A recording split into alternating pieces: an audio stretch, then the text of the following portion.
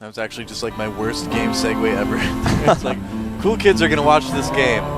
The end. All right, well, this game is going to be played on Terminus, and on the right side of the map we have the loser of game 1. Can he tie things up? It is MarineKing Prime.we. And up at the top of the map in the blue is our Zerg player from the team, Complexity MVP. He's DongRaeGu. Like I said yesterday, it sounds like his name means he's DongRaeGu, heir to the spaghetti sauce fortune. Got a lot of money. Sit around and play StarCraft all day, it's okay. That'd be pretty funny. Totally. You know what else I had strung up around my room? What's that? Like that yellow do not cross construction zone tape stuff. Yeah, I know a lot of people who did that. And they had a police line do not cross and all of those things. Yeah. One of my friends actually had a guitar strap that was like made from those things as well. That's cool. And I like that. Do you know I used to play a lot of guitar? I didn't know that. Yeah, I actually played in a couple different punk rock bands in high school and college.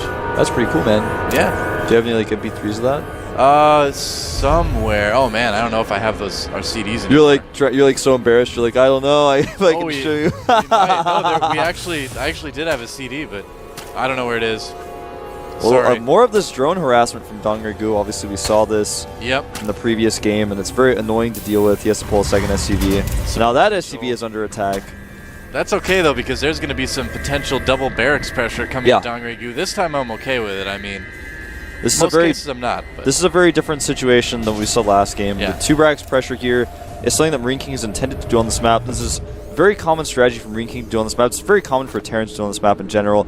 And MarineKing is going to find out that he's very fortunate that not only is his opponent at close positions, but he went pool before gas. So yeah, it's going to make this push a little bit easier to do. But it was pool before hatchery as well, so not going to have that easy potential win from his 2 racks. But basically what MarineKing is going to do here is just put on a little bit of pressure and expand.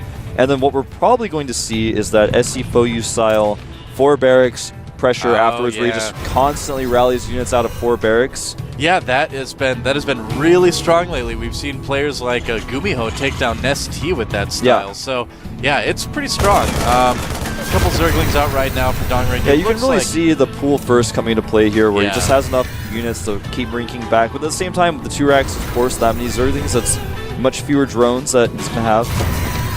Yep. Both players kind of benefiting a little bit. The push isn't actually going to probably even get to DongRaeGu's base. And by the same token, DongRaeGu isn't going to have as many drones as he normally would. Yeah, DongRaeGu smartly made a spine crawler in his main. He's now walking that down to his natural.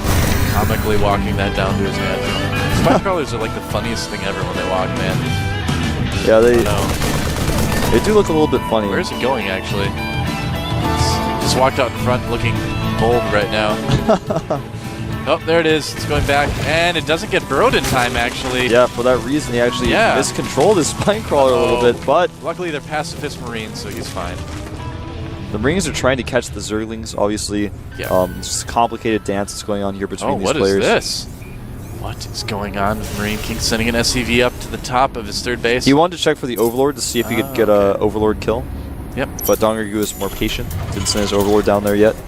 And he's actually building another command center down there. A 3rd command center getting started by MarineKing. So wanted to, like you said, check for that Overlord, but then also wanted maybe sneak a command center. And I think DRG, if he turns south just a little bit, might see it.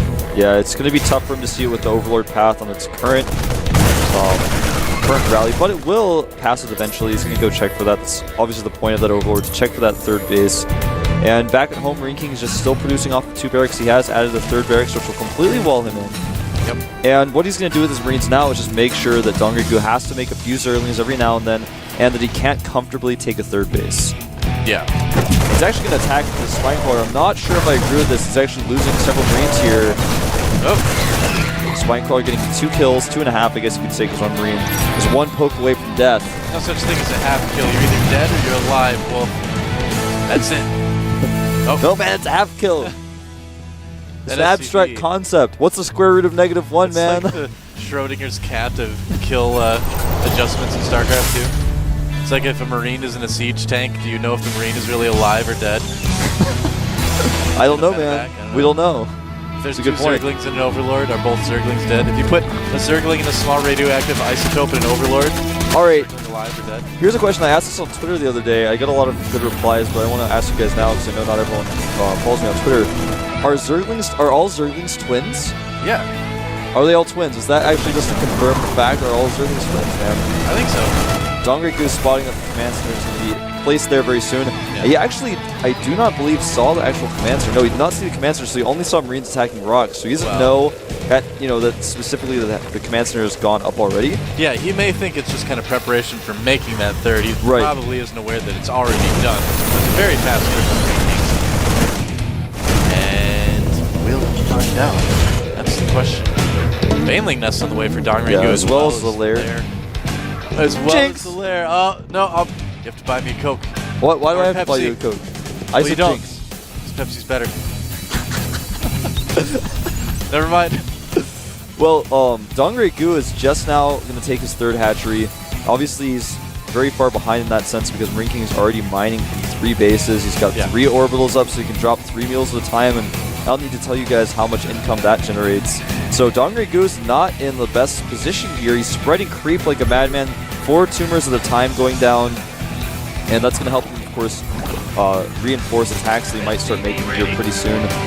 I'm kind of curious to see what he's going to do with this lair here. It's most likely going to be Spire Tech. We don't know that for sure, though. Oh, I would imagine it probably. But we do now, yeah. Now we know. We know now.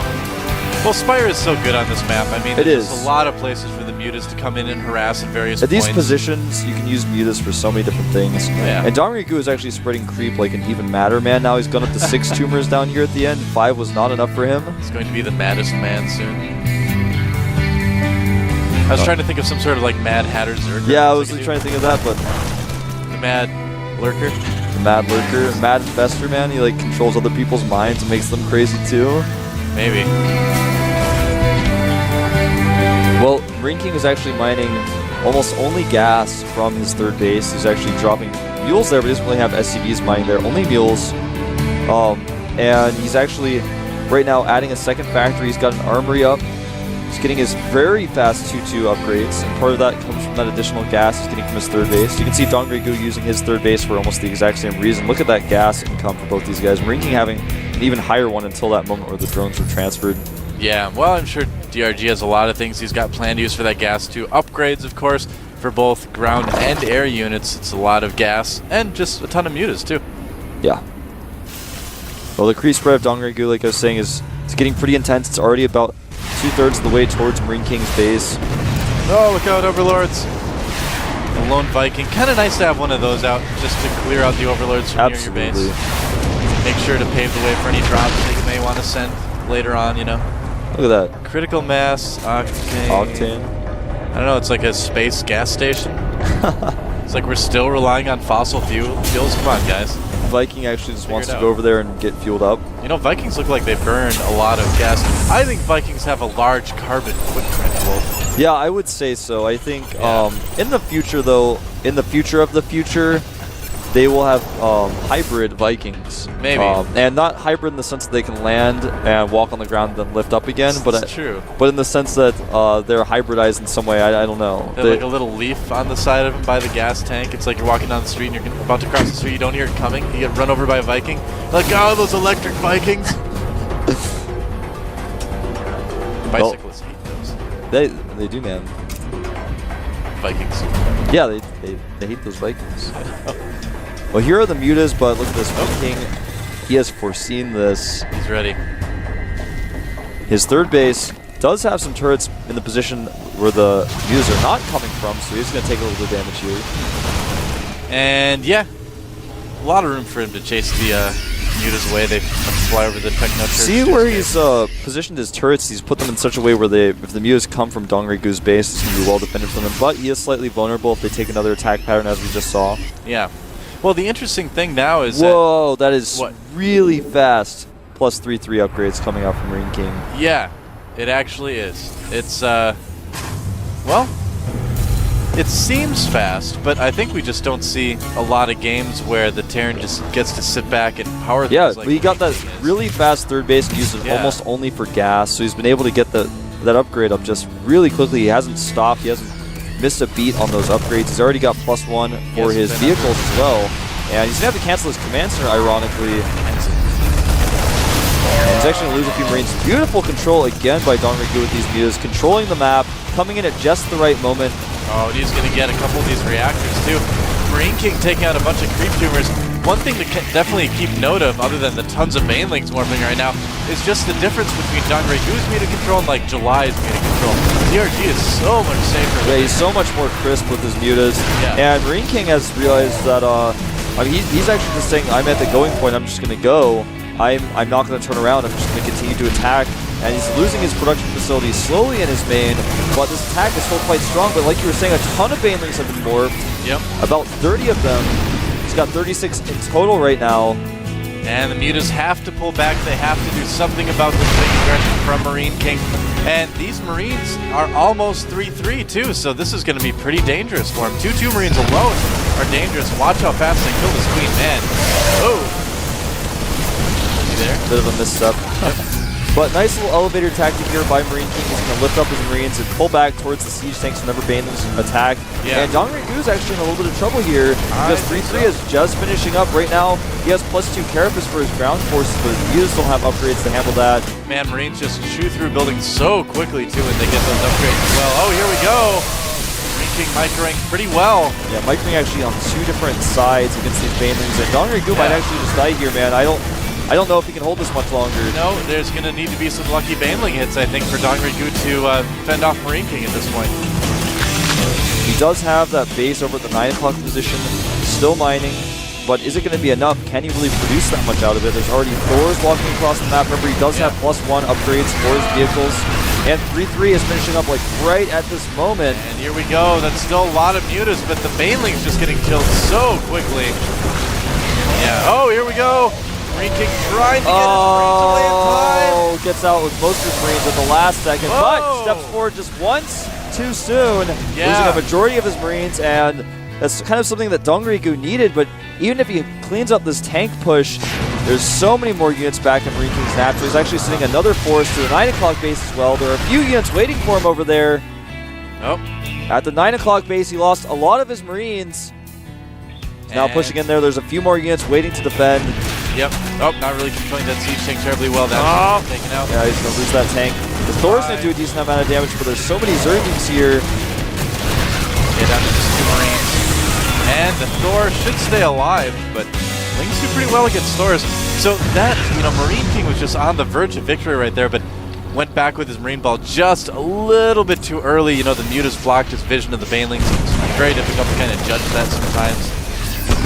Well, this push here, now he's reinforced it. It's going to be very difficult for DongRaeGu to defend this. He's got a decent amount of mutas, but with that one Thor there, it's going to make all the difference in the world and how he's going to want to engage those mutas. And DongRaeGu's in a tough spot. He's lost now his 3rd mining base. He's remaking his 3rd at his 3rd base location right there.